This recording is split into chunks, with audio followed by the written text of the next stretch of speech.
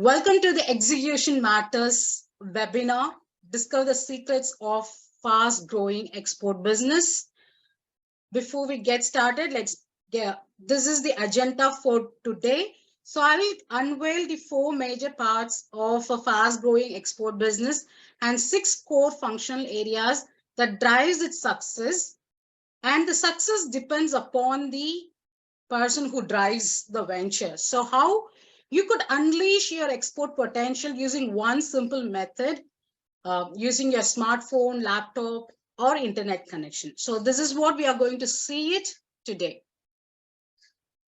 So a little bit about ourselves. So I started in export business in the year 2011. That's when it's just an expansion of our family business. So the expansion, we named it as Rehoboth International Exports.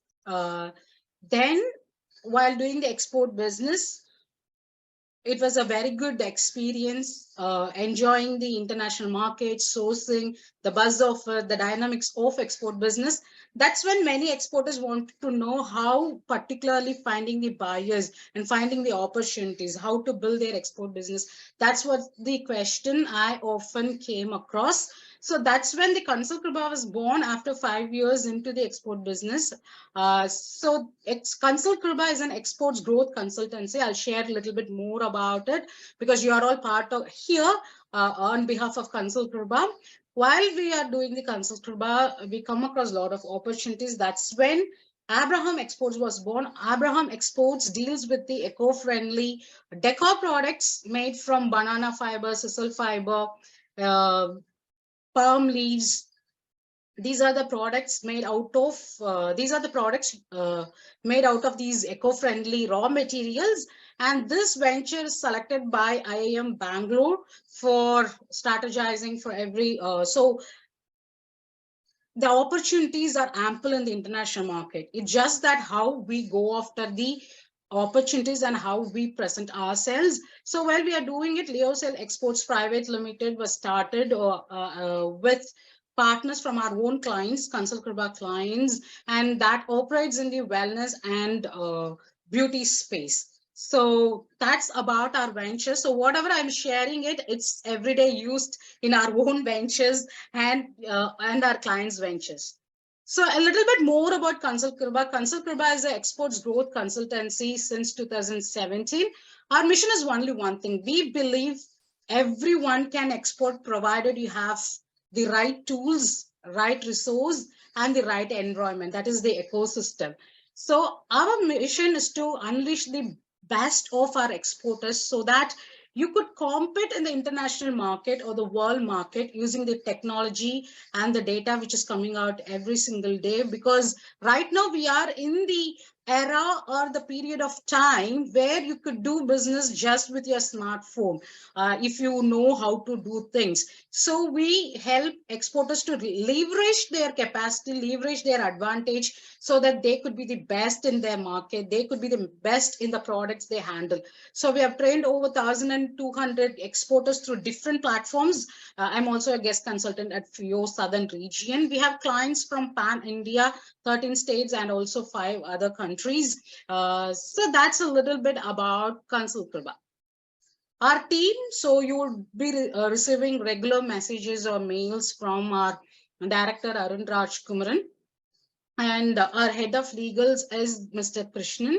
Myself, I'm the mentor and consultant. Why I'm mentor and consultant? Mentor is someone who have practical exposure, and consultant who is qualified by education, formal qualification, so that they can access the policies or bring solutions to the business scenarios.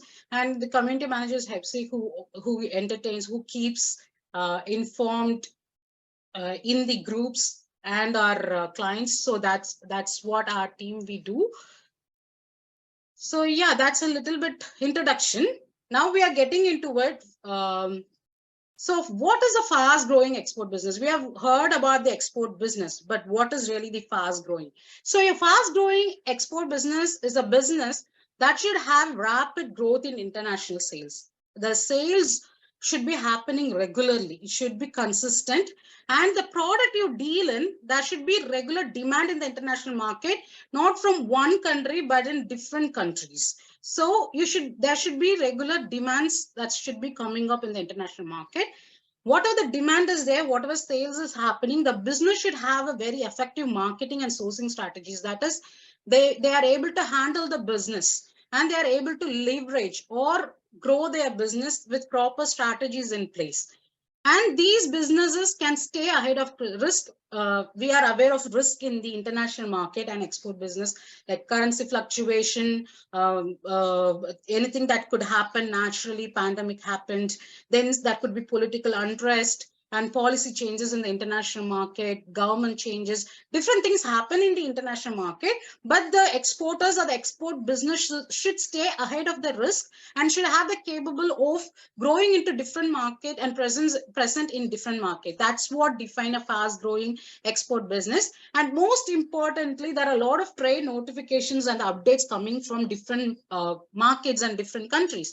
So the exporters or the export business should be able to keep themselves updated with the trade notifications, with the product they deal in, and in the market they are dealing. So that's what we define. So whatever I'm going to share today, that should contribute to the nature of the fast growing export business. Now, if we split this export business into four major parts, or what are the four major big components of an export business? The one component is product, the product you deal in. Another one is the market, that is the customer, whichever country. That is the second part of export business.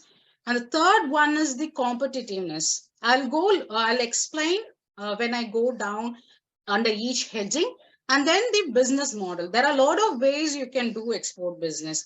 So these four areas should be, four major parts should be in your business if it has to grow faster. Typically, exporter can start, you could be an exporter who's just starting out in your product stage, or you could be an exporter who's doing in 5 markets, 10 markets. It doesn't matter. All the fast growing businesses should have all these four components. You could be strong in one part of the business, that is, you're very strong in product, or you're very strong in market updates. To grow, to leverage your business capabilities, you might need a little bit more work on the competitiveness, or a little bit diversification into business model. So that's what the four major parts of a fast growing export business. So if we go into what is about this product area, or what is about this product part of export business, because one nature of export business, whether you are a manufacturer, whether you are a trader, no restrictions to handle just one product. You can take multiple products. That's how businesses grow.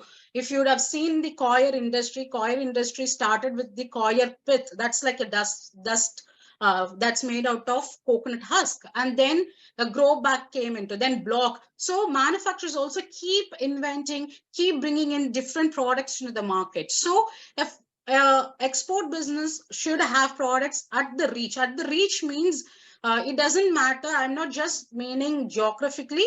I mean your ability to get the product. You have the network in the sourcing. You have the capabilities to get that product, and you have product knowledge, a quality awareness, like what are the requirements for this quality for this product to be qualified in the international market. So you should be aware of it. And then the sourcing capacity is very much important. If you are someone, say you are in South India and you are looking to export a product that can be sourced only from a border of Madhya Pradesh and Uttar Pradesh, and you do not know anyone, but you know the product capacity or the product's demand in international market, then this is the part you have to work. You should be able to develop that sourcing capacity and understand the complete product supply chain. Like when this product or the raw material, whether it is naturally procured or it is a processed one, whether it is exported as a raw material in the international market or it is exported as a finished product. Say, for example, raw human hair. India is a leading exporter of raw human hair in the international market, whether it is used for someone to make some other product out of it, or take garments or textiles, which is exported as a finished product in the international market. Doesn't matter whichever product you take, you should be able to understand the complete product supply chain. When is the season for this product in the international market? When people would need it? Who are the people involved in developing this product or bringing this product into the international market? What are the raw materials like? So you should have this complete understanding and knowledge in your business, so that this is one part. I wouldn't say first part. There is no chronological order for the major parts of export business, because when exporters start, they would even start with the market component. That is, they would have lived in some other countries or regular travelers. They have contacts in other countries and then wanted to get into export business or use that contact for export business. That's absolutely fine. But you should have all these 4 parts in your business. And then export promotion council. This is very much important, because whatever we do, export business is a lot of policies come into play, a lot of trade notifications come into play. Government would announce some schemes, benefits. So the best place to get the first-hand information is the Export Promotion Council. As I mentioned while starting, like I'm a guest consultant at Federation of Indian Export Organization, Southern Region. So I know how much they put work into it, ensuring when pandemic happened, they all worked from home, but the deputy director and the joint director, they worked even round the clock to ensure the exporters are in safe position and safe place. So exporter should be able to know what help to ask from Export Promotion Council, whom to reach, how to reach out to them, how to ask questions, what are the help the government is doing. So you need to know which is the export promotion from the that handles or that promotes the export of your product. And in the sector developments, because export business, we are not competing with just another exporter from India. There will be the exporter of the same product from another country, because any product, if you take, at least there will be 2 or 3 countries manufacturing the product. There is no product like this product can be only made and exported from India. That is, even when India was a monopoly in turmeric powder, even now we are biggest exporters of turmeric powder. But if you see down the line, different countries are also gaining the position in the international market. Myanmar is gaining position, and even that's what happened with the cashew nuts or pepper. Even if you see textiles, Bangladesh, so different countries also handle your product. So you should be able to know what are the sector developments, what are the manufacturing units doing, what are the different countries doing to develop the exports or the manufacturing of that product from that country. So you should be able to know it. So this is first part to have in your fast growing export business. And getting the information for these are, now it's very simple and easy, just at the tap of your finger, because all the informations or majority of the informations you can get it by networking, you can get it by attending events, you can get it by surfing, asking different people. So getting information is not even a challenge. So this is the first component or first part of a fast growing export business. And as an exporter, you should be well aware of all these sections of product part of an export business. Now, next, going to the market. When we talk about the market, yeah, very simple knowledge, very simple thing that you should have the geographical knowledge of a country. But what this geographical knowledge for export business mean, you should know which are the countries around these, the particular market. I mean, market means a particular country. That's what I mean as market. So you not only knowing which is the country that you are targeting, you should also know which are the other countries around this market and what is the business relationship with this countries, their countries around them. That should be known to you, that you should be aware of it.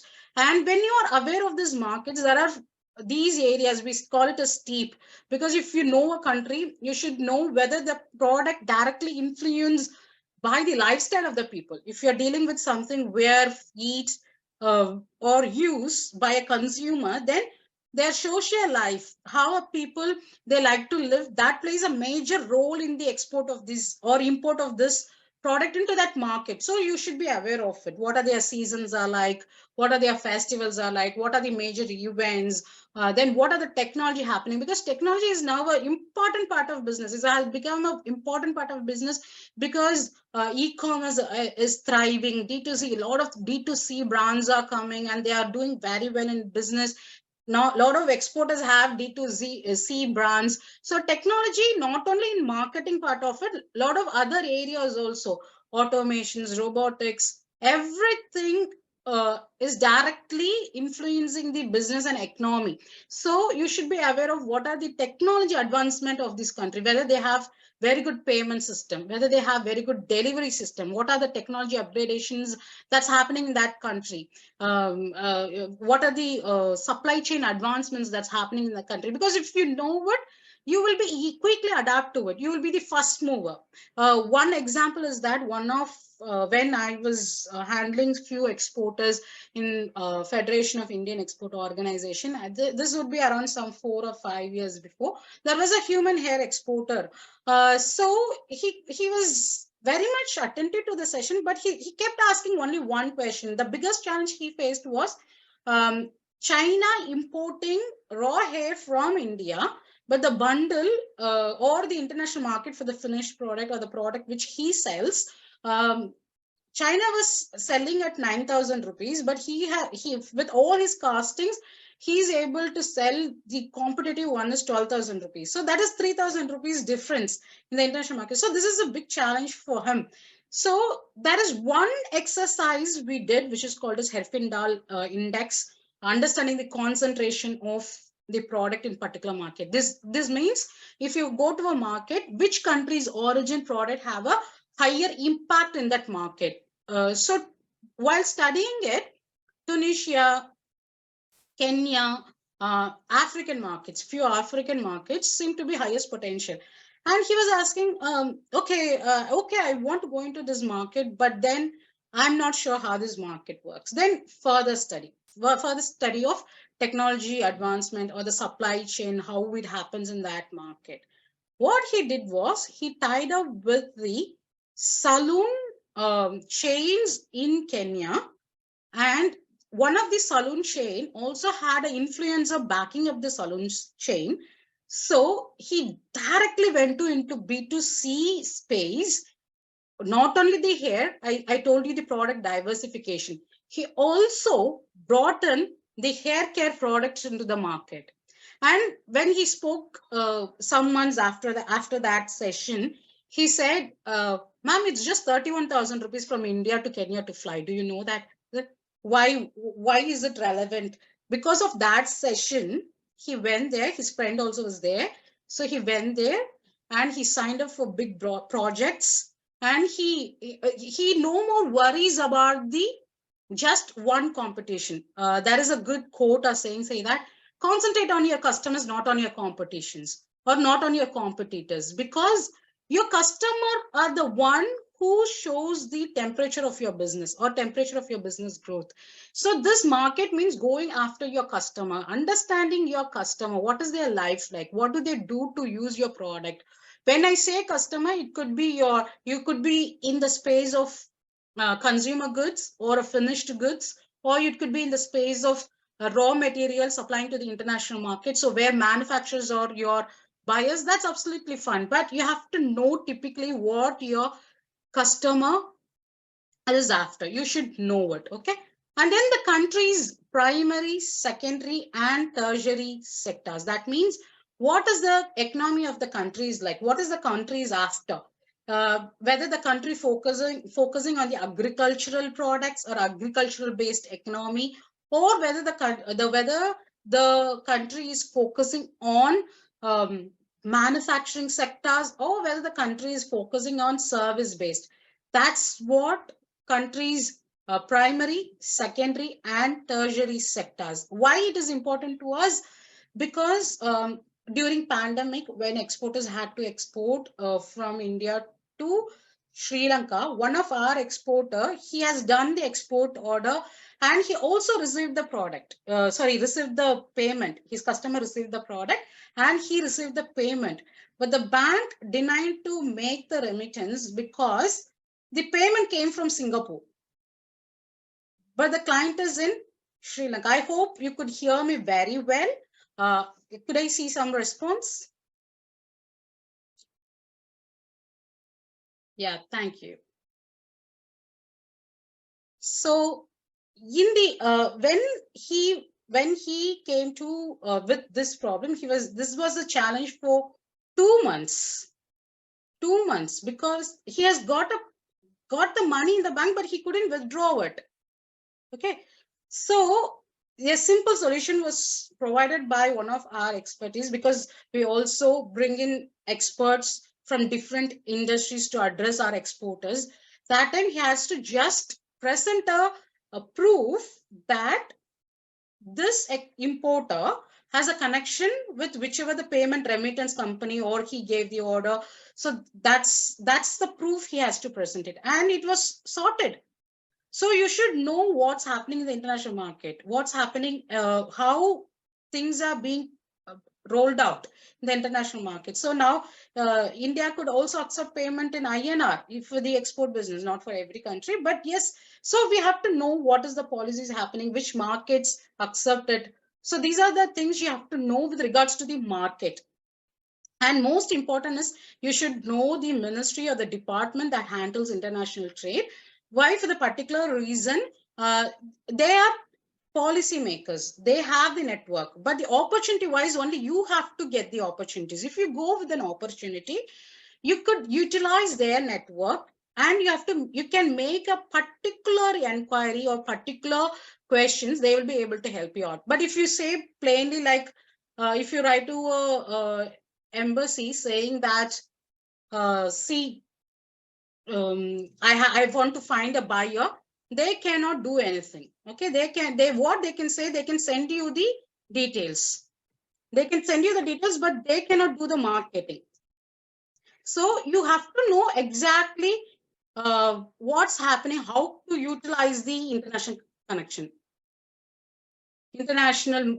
connections in the different departments, and then the events happening in that market, because events are major things that boost the economy, that boost the sales and the marketing that's happening in that country. So you should be aware of what are the events that's happening in that country. And then why embassies do conduct, embassies do multiple work. They not only the trade part of, or networking part of it, but then they do a lot of work. So you should know which is the presence. Instead of just saying embassy, which country has what kind of presence in our country, and what kind of presence our country have in the markets. That is the diplomatic relationship between India and that particular country. So that you should be aware of it. That this is the major part, which is the part called market for the fast growing business. Because many times we cannot do everything by ourselves. But if we have the right network, if we know what are the things to be done and how to be done, that's how the people grow. If you see fast growing businesses, or businesses which you like, or which you follow, which are in spotlight, if you see the owners or the decision makers of those companies, they would be networking, they would be seen in different events, they would have a lot of contacts. That's how people do business. So, but to utilize that network or contact, you should know which area to focus, which are your strongest area. If you're very good at market component of your business, then if you need support and help in the product component of your business, you should know where, who, how, why, when to approach and get the details. So that's what. So now we are going into the third part of competitiveness. There are 3 levels of competitions in the international market. All right. We think competition is the biggest thing in export business. Yes, 3 levels of competitiveness or competition in the export business. And your competitiveness depends upon this. So the first thing is the product, whichever your country is exporting, the other country would also be exporting. But if you see the differences, there will be a specification difference. That will be season difference. There will be certification difference. In some cases, there will be end-use differences also. So if you know what are these differences between your country product and their country product, you don't have to worry if an importer is particular about buying from China. Or I said China because many times exporters mention China as a competition, but China's abilities and strengths are different. India's ability and strengths are different. Even every country's strengths and abilities are totally different. So you have to know what is the difference between your product, the supply chain you are operating in, and the features. If I have to give an example, a few years before, when furniture exports, for one of the furniture exports, I got a very good contact from Qatar, and he was an Indian. I know he's importing. He was speaking very well. And he said whatever he expected with regards to product specification, product certification, quantity, ability to supply, all that was with an Indian manufacturer, the product we could supply to him. He said, I know it, but still I prefer to buy from China. I asked why. He said the response rate is faster. If I have to get a CIF rate from India, I have to minimum wait for minimum. Even the best of best exporters, I have to minimum wait for 2 or 3 days minimum. And this is pre-COVID. Think about after COVID with all the rising prices in the logistics. Now, this year, the news have come, it will come a little bit down and stabilize. CHAs will need to, because the congestions are easing out at the ports. But still, we don't have an idea when this will happen, whether in May or June. So he said, but because we have been speaking for quite some time, for you, because of you, let me try your Indian products. But just check this CIF rate if your client can give. That's what happened. The client could not give CIF rate even after a week. How pathetic is that? And they are exporters. They are manufacturers and they are exporters. What I mean to say is the preparedness, the connections, the ability to get the information faster is important part of a fast growing export business. That's every exporter has to work on. If you are well prepared with the product and the market component or the parts in your business, definitely you will have an idea, or at least you will have a very good contact or logistics person who's able to respond faster to you. So the second level is, this is again a major thing exporters speak like, yes, there are other exporters from India, right? There are other exporters who can export. Yes, they can also export, but how would you stand out of that competition and impress your buyer? Simple. There's something called a sourcing hub. Okay, every product in India, there will be a sourcing hub. If you take medical devices, people prefer to buy from Chennai because of the manufacturing state of art manufacturing facilities, footwear. So you could see, even if you see the export value and the trade quantity of India, you would see some cities and some places have the highest export from that place. And if you are from that place, still you have the next door competitor and you are not able to manage it. That's because the ability to communicate why a particular importer should buy from you. That's very much important to develop a relationship between you and your importer. And the third thing is, the importer can choose to buy from not only from you, they can buy from their other suppliers, right? They don't have to really import from another country. They can buy from anyone. But then why they should buy from you? That matters. So these are the exercises need to be done, and be prepared for the international market if your business have to grow.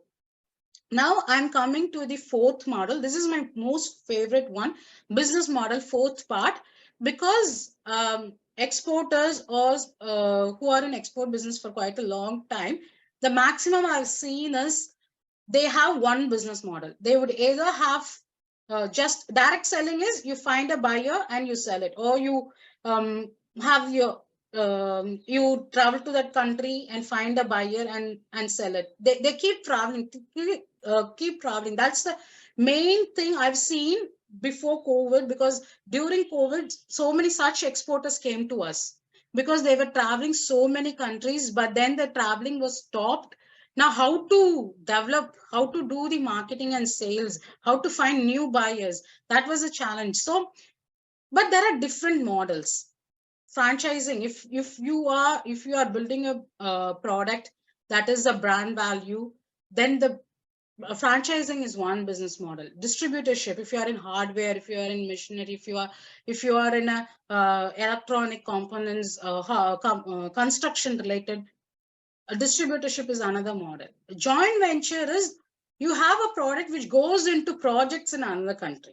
That is, two companies come together, and then you might think, oh, is it suitable for any exporter? That's why I said exporters could be in different stage. They could be dealing with two buyers, or you could be just starting out, or you are already having business in 20 countries.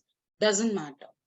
There is always a next level to go in your export business, provided you have all these 4 parts in your export business. Then I'll go into the 6 core functional areas which directly influence these 4 parts of the export business.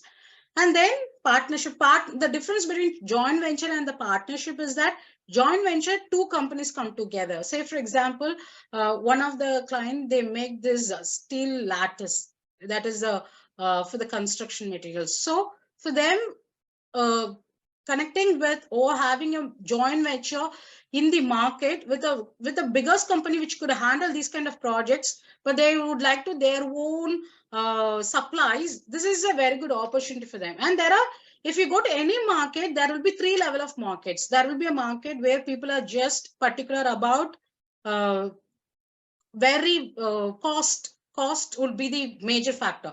For some, quality would be the a major factor to decide. For some, the regular supply will be the major factor. So you could play according to your strength. If you are good at costing and competitive pricing, then you can go after the market which is particular about the costing, or if it is package, or if it is the regular supply. So that's where your strength, understanding your strength, plays a key role in your growing your business faster. And the partnership is 2 people would come together. Say, for example, you could have a co-founder in another country. This model also, one of our exported into the superfood, which spirulina bars. Their co-founder was in Europe, in Netherlands, and he is in India. He manufactures here and supplies through his partner. He handles the drop shipping, e-commerce, So there are a lot of things you can do in export business. Opportunities are ample, only if you are very clear and understanding what is your potential, because everyone has potential to be doing a fast growing export business. And then, which is my most favorite one, marketing, sales officer, warehousing, or the associates or agents, which we call. So this model works very well for you if you are a manufacturing unit and you are very strong in your production capacity, but you don't want to have fight with or depend on some people for your business. You want to have your own sales channel, your own regular businesses. Then you can have different associates in different countries, and they can bring business to you. And there are a lot of people who work on that aspects, but it does not suit for every business. Whichever business model I'm saying, all these business models, 7 business models, do not suit every business. Every businesses or who are strong in certain areas can only pick up these business models, and you can do your business, not worrying about what's happening in international market, currency fluctuation, political factors, because you have a proven method to grow. You will be far ahead of the competitions in the market. And then the e-commerce is very simple. Nowadays, D2C is a main area. Government is also introducing a lot of policies to put in place, because when you come to e-commerce, only 2 things plays a major role. One is the payment, and the payment remittance. Another one is logistics. So a lot of streamlining is happening in the e-commerce space, and this will take off faster in this year and the coming year, because a lot of startups are working in this e-commerce space, and it works beautifully for the people, whether you are in B2B e-commerce or B2C e-commerce. but you have to just know whether you're able to handle, whether you'll be able to handle the operation part of it. That's the major question for e-commerce business models. You can also have combination of 2 or 3 business models also, a direct selling and the associate and the e-commerce, or the direct selling partnership and associates. You can have the mix of business models, but it all depends upon your product and your market. So the first three things: product, market, and competitiveness. So if you are very strong in the first three parts, business model can be beautifully put in place, and the business will grow by itself with limited changes to be made, or limited firefighting mode to be taken care of. So yeah. Are you ready for the 6 areas of export business process? Have you been learning something new or something interesting so far? Now let's get into the 6 core functions of an export business. So there are the 4 parts which we have seen. So any business, what we saw about the business is the business should have. Now we are going into the exporter. What an exporter should do in export business. What are the 6 core functional areas of the exporter if you have to grow fast in the international market? So these are product selection, market selection, legal requirements, marketing, sales, and execution.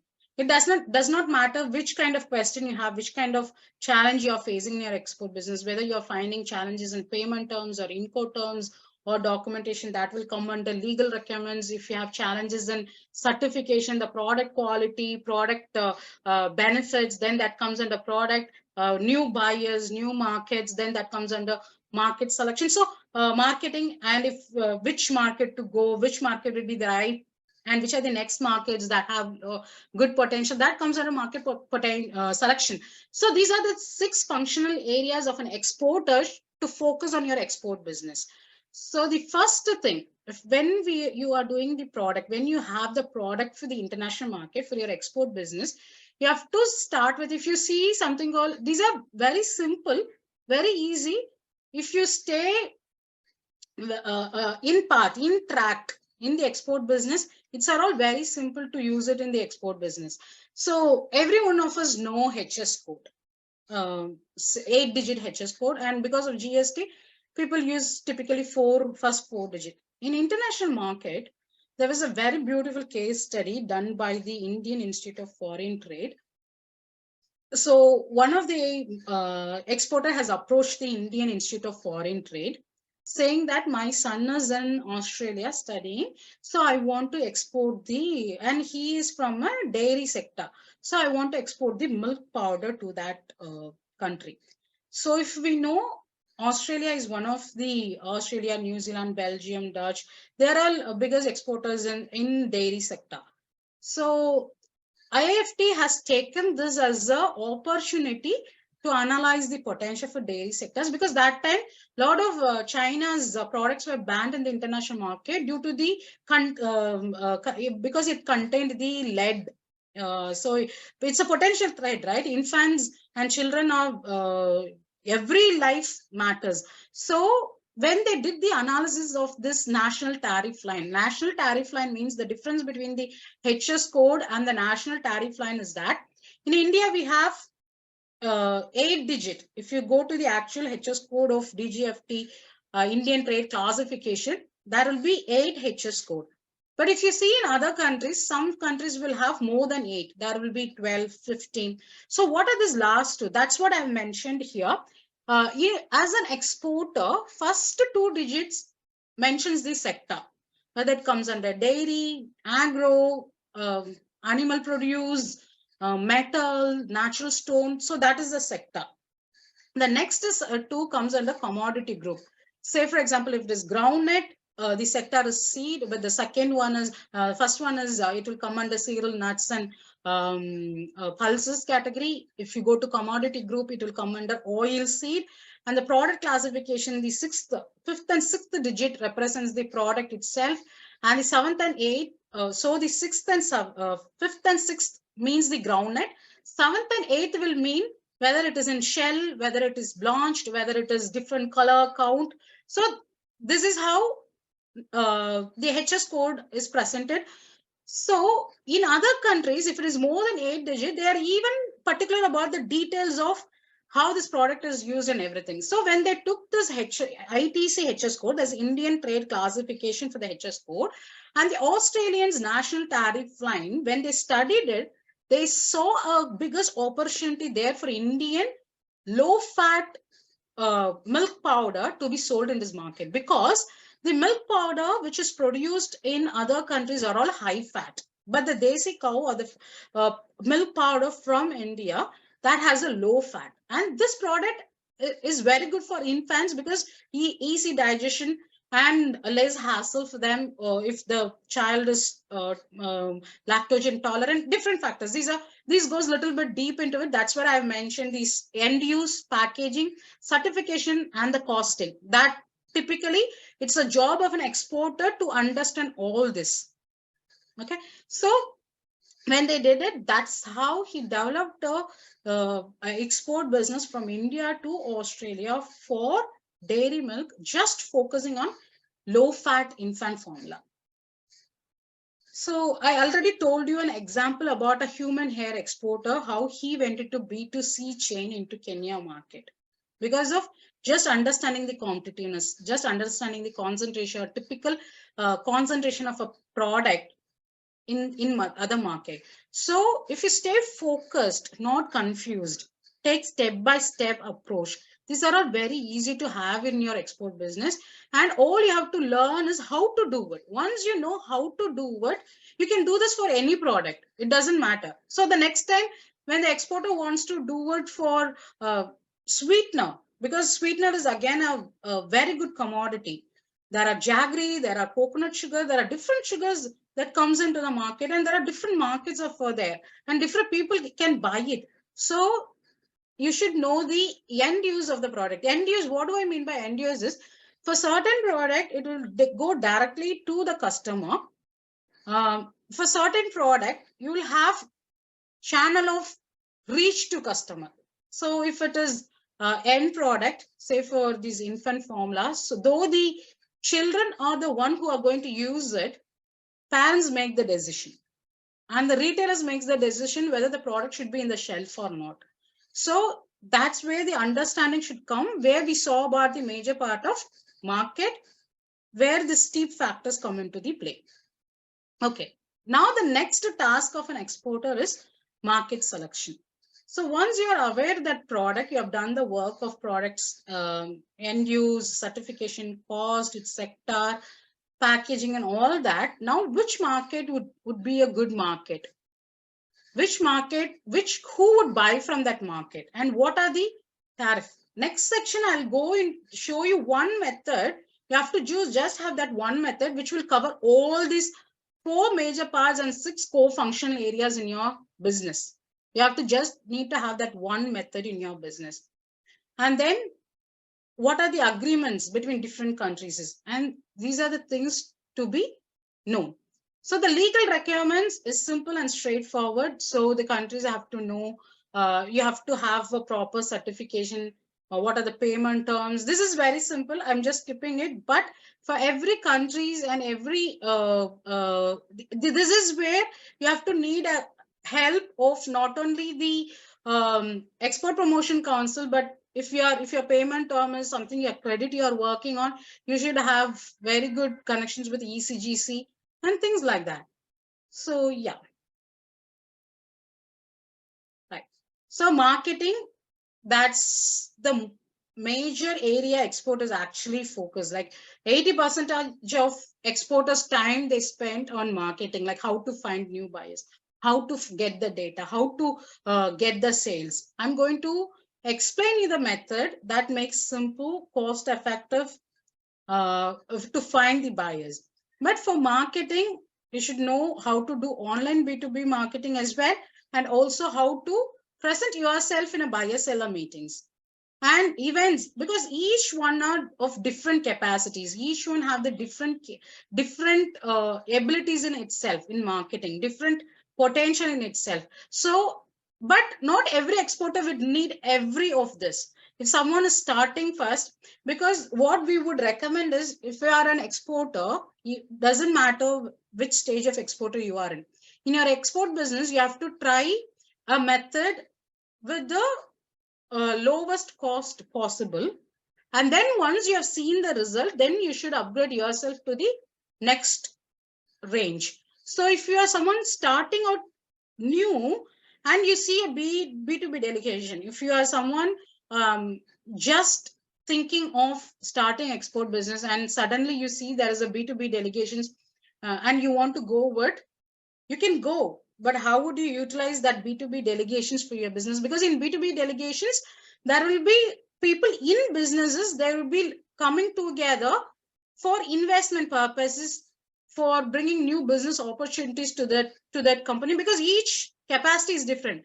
B2B delegations, if you see, the government choose to take some people because who has the ability to make opportunities, like they can have immediate, if you are in B2B delegations, if someone is saying like, can you send some sample, you should have your your team in India should be ready to send that sample, get the approval. And if you have the ability to extend your stay for another 3 days, you should be able to do it. That's the capacity of exporters who are operating, can choose to be in B2B delegations. And another capacity of exporters, if you are dealing with a product that has a B2C selling, trade fairs are good for you, because Indian government also organizes like Indian pavilion trade fairs. If you would see in those trade fairs, it will be different sectors they would mention. Textile they would mention, consumer goods, different, where selling would be encouraged in that stall itself. That way distributors would come and buy a sample and to check, they'll see the selling cost and everything. So exporters should be able to identify which marketing channel is ideal for them, which they can go for it. But for all the marketing channels, you should have one skill called networking. That is your ability to get information, ability to process it. You should be able to research, you should be able to analyze, you should be able to interpret, you should be able to implement, you should be able to delegate. If you are able to do all this, then business grow at your unexpected uh, percentage businesses grow. So next one is sales process. So once you have buyer in hand, this is straightforward. Purchase order, sales agreement is not for every orders, but yes, some orders do need the sales agreement. And then the payment term, this is one thing majority of the exporters ask, like how to escape from the challenge of credit payment. It's very simple. If you have very strong 4 parts in your export business, a product, market, business model, and because in joint venture, Exim Bank fund the project. They can just give the commercial, they can just give the invoice. It is not transaction commodity, it's not a commodity invoice. Commodity invoice, Exim Bank cannot handle. Exim Bank handles the project's invoices, and the payment is safe, right? If you see the largest growing corporations, that's how they take advantages. It's just simple. The difference is what kind of information we use it in our business. That what matters in fast growing export business. And then the delivery details, this is something you have to be very, very clear and careful. When you are getting orders, you should be aware like how long it takes for you to package, how long it takes for the delivery. These things the exporter should be prepared before in hand to handle it, because then only at the time of execution you will not have hassles. Your procurement will be better, the packaging, everything happens smooth. If the execution has to happen smooth, execution is only 20%. Whatever I'm talking, yeah, this is 80% of your business. The business outcome is only, the execution is only 20%. And the smart people uh, put lot of time in the 80% to have very smooth 20% of execution. Are you ready to learn this one method, reverse sourcing method, which could help you to have 4 major parts and 6 core functional areas in your export business? Has it been useful so far? Yeah. So now this is about implementation part. The first 4 parts I talked about the business, how export business should be. The next 6 areas I talked about the exporter, what exporter should do. This method is how you can do it. Okay, how you can do it in your export business. So this has typically 4 stages. This method is called as reverse sourcing method. Exporters are the center of the reverse sourcing method. So the exporter's ability to think like an importer, because customers decide about the fate of a business or where the business can go next. So the reverse sourcing method means thinking like your importer and handling your business in the eyes of your importer and using the technology, using the data and the tools that's available at just your fingertips to use it. So this starts typically with the market understanding. So when you have a product, so you should have a product typically to get started, or you should at least have an understanding of which product you're going to take in the export business. So the first work is to understand the potential market. 4 different type of potential market, whether it is the market that has a ability to buy more from you, or the market does not have a ability to buy more from you. How would you understand this? To understand this, there is something called as trade statistics, or understanding the export trend. This export trend will give you both the product quantity exported and product value exported. So when you compare these two over the period of time it's exported, you will be able to understand which market is good for you. So the exporter should choose, can choose any number of market at this stage, considering the 3 factors: how much quantity exports to that market, what is the value it is exported, and which period of the year exported. To find this, there is a tool called trade statistics tool. So this why I'm mentioning the tool name, this is the category, because there are a lot of tools which help you to find the trade statistics, trade surveys. So you should be able to compare it and make a decision, informed decision, which market to go into it. Once you make the decision of which market to go into it, then that is called as market segment. There are 9 types of importers in the international market, because they decide which business model will be good for you in your business. I told you about the business model. I told you 7 business model. There are 9 type of buyers, and all these buyers' expectations are different.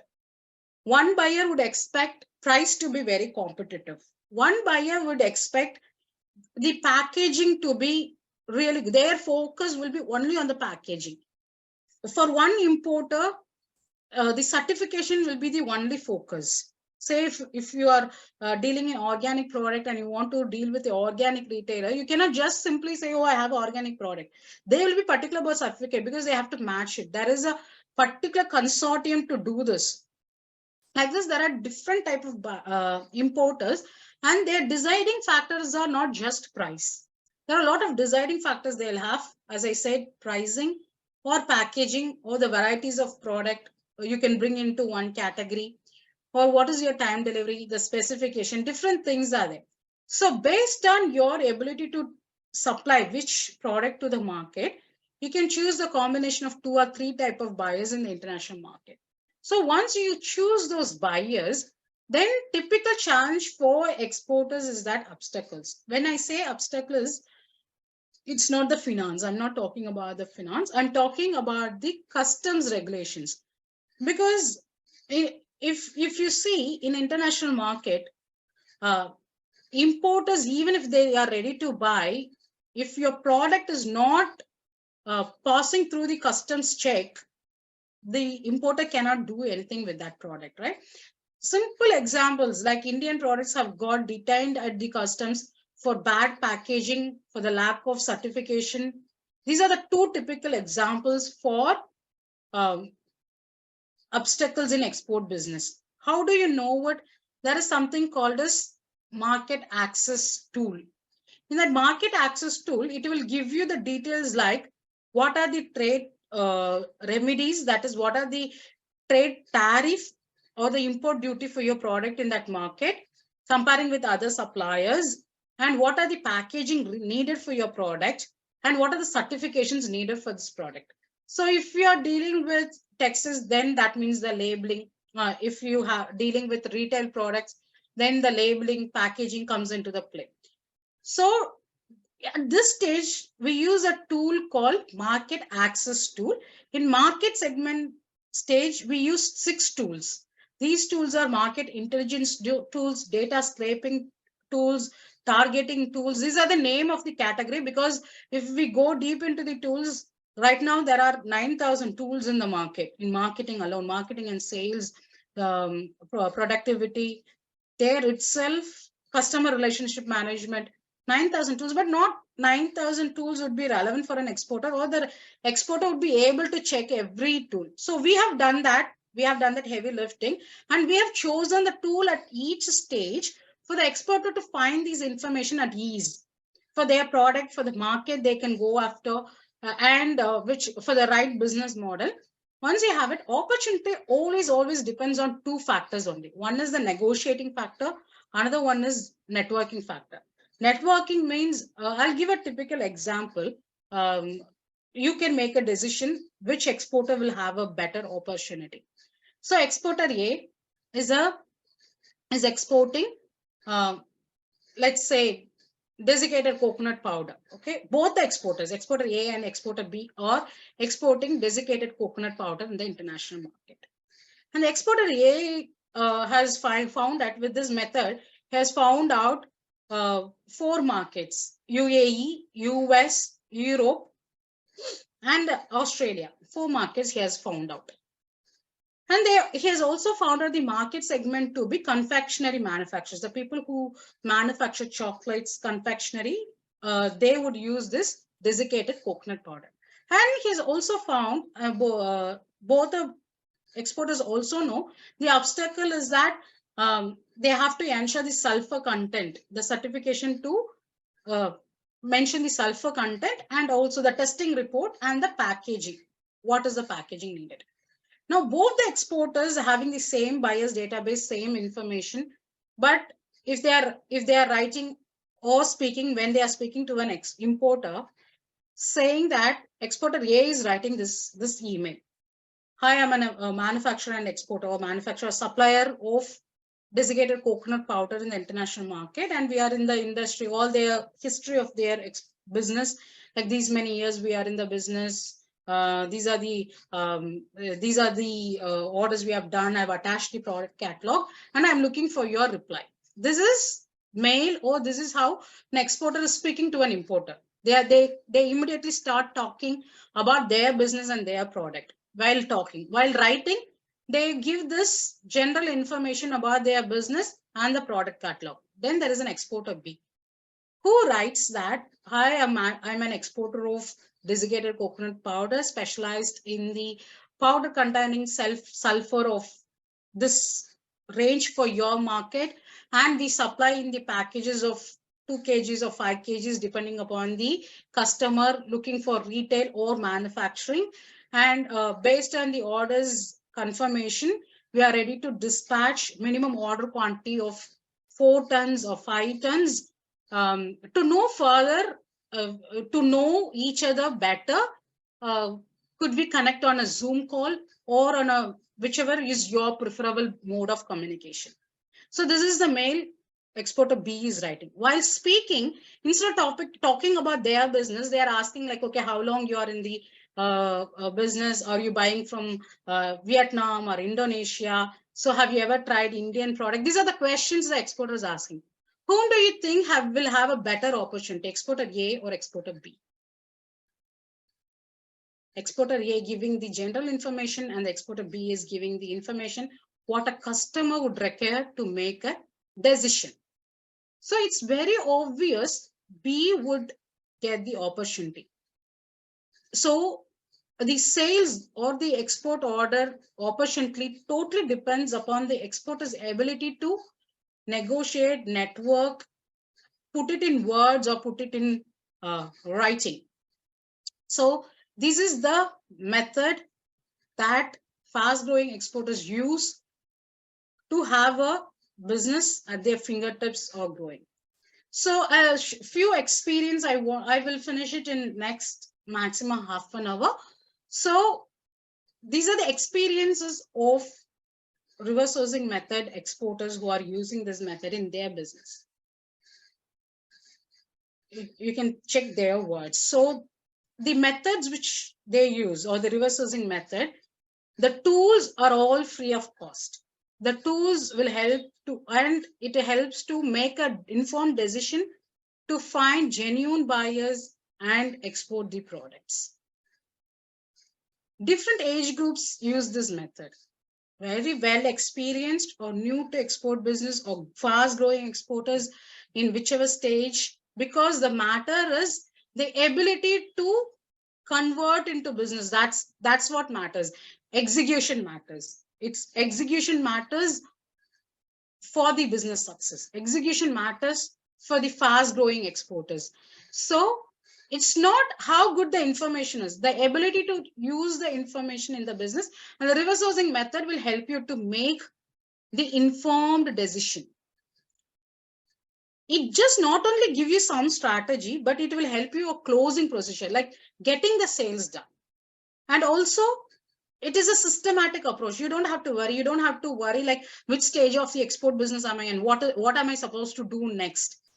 It is just systematic approach, step by step. Okay, you have a buyer. What this buyer would look for? How do I reach to them? What to write to them? Very simple.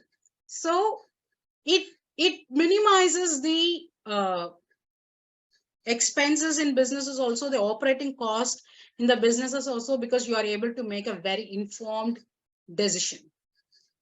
So how to execute in export business? Are you interested? So you have heard the information so far. Now execution matters. How we help our exporters to execute it, that's why we offer the reverse sourcing method program. There we help the exporters to have all these 4 parts. Timeline takes for different exporters, different timeline takes, that's okay, but still till you pay close attention and you are ready to implement, you are ready to take action, this is the way to go forward. So the reverse sourcing method program comes with 3 parts. One is the export success roadmap. Export success roadmap comes, we do it, we provide both the recorded sessions and also the live sessions, because we know exporters are have a lot of commitments. So they should be able to work on their export business at their convenience. So there are 36 recorded videos on export success roadmap, which typically covers 4 components or 4 major parts of export business and 6 core functional areas. What an exporter should do and what an export business should have. And the reverse sourcing method is all about implementation. That has 16 recorded videos with the 4 stages I mentioned, all the tools, how to use the tools, what are the information you get out of these tools. And we know what is most important is the live interaction. So every Thursday, 7 to 8 p.m., there is a live session. In these live session, you'll have 2 types of mentors. One is an anchor mentor, another one is a special mentor. So I'll be the anchor mentor who handhold the exporters to understand which stage you are in, clarify your doubts. And every Thursday is a little bit, we bring new factor into it. I'll bring export trend, export tool, export updates, which if you are in which stage of export business, what you should do. So whole as an export business, I'll be your anchor mentor. And our exporters who are specialized in different areas, and also the expertise, like you might have doubts in LC, or you might have doubts in government benefits, you might have doubts in logistics. So these specialized mentors comes once in a while, depends upon the requirement of our exporters. So they will come and give the practical information. So if it is for logistics, we have a connections with logistic industry, 130 logistic people, we have the connections. So one person would come and share the practical inputs, how to ensure the freight charges manage the fight charges, how to deal with a CHA, practical information. So there will be two mentors, one as your anchor mentor, I will help you and handhold you in your export business and what you should do as an exporter in your export business. And there will be a special mentor, typically in which area the question you have to address the question and help you practically to solve that questions. Okay. So what is in this reverse sourcing method and the export success roadmap? So in reverse sourcing method, as I said, the 4 stages of finding your buyers and what are the tools needed in that, building your profile, prospecting your importers, how to write to them, how to impress your buyer with your ability, with proving that you are the genuine supplier. So that will be covered in reverse sourcing method. In export success roadmap, as I mentioned, factors influenced and the 4 parts of the export business: product, market, competitiveness, business model, different factors that's involved, 6 core functional areas of product selection, market selection, marketing, legal requirements, sales, execution. So these are covered in the export success roadmap. So the live sessions are keep you updated with the trend, notification, data. So these are the things. So these are to get deep into, which will be covered in these, you could expect in the recorded sessions. These are the modules names. So each modules are scientifically designed based on the experience of our business and our exporters business. So you will have how to speak, which are the elements. Say, for example, in this case, nurturing process, there are 2 types of communication to be done with importers, like before getting the order, before getting the requirement, and after getting the requirement. That is how to get their attention first and how to make them customer. So there are 2 parts of communication, how to do it. And then, yes, how to grow your network, how can you do all this. So how will this program benefit you as an exporter in your export business? This will help you in all these areas. First thing, you will be able to research without pain. That is trend, how to understand trend, potential, and opportunity. This week, Thursday, I'll be getting into export opportunity and potential, product potential, how to research it, how to interpret the, interpret means you take these data and how to understand the connections and then analyze whether you can use it in your business, because not all the informations can be used in your business. And then how you should network with other people, how to exchange the information and use it for the business. Now, how to negotiate. If a buyer is saying your pricing is high, how to negotiate, how to, if they say their payment, only 2 areas the importers always negotiate, or bargain. That is, one is pricing, another one is payment term. So how to turn into negotiation? If they say pricing is high, how could you turn it to your advantage? If they say I will only do credit payment, how could you negotiate to bring to a LC or a advance payment of some part, maybe at least 10%, 20%, or 30%, some commitment from the buyer. Most importantly, how to implement in business. Say, for example, if you are in product selection stage and you want to know about how to write the email to a buyer, that is a lot of steps to be done, right? So first stage to be sorted is product selection. If you are someone who are already growing your business, exporters, your only need is finding another buyer.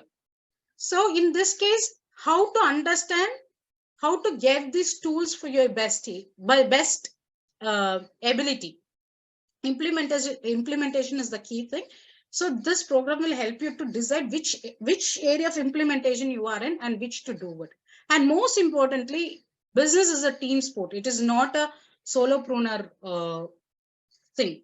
Though many export businesses are handled by single exporter, they will have others to do work for them.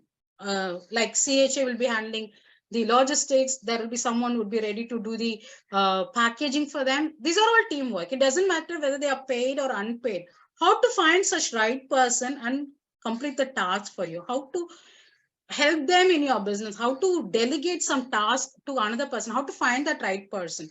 So these are the areas you will be able to equip yourself through reverse sourcing method to grow your export business, that is research, interpret, analyze, network, negotiate, implement, and delegation. So are you ready to be part of reverse sourcing method?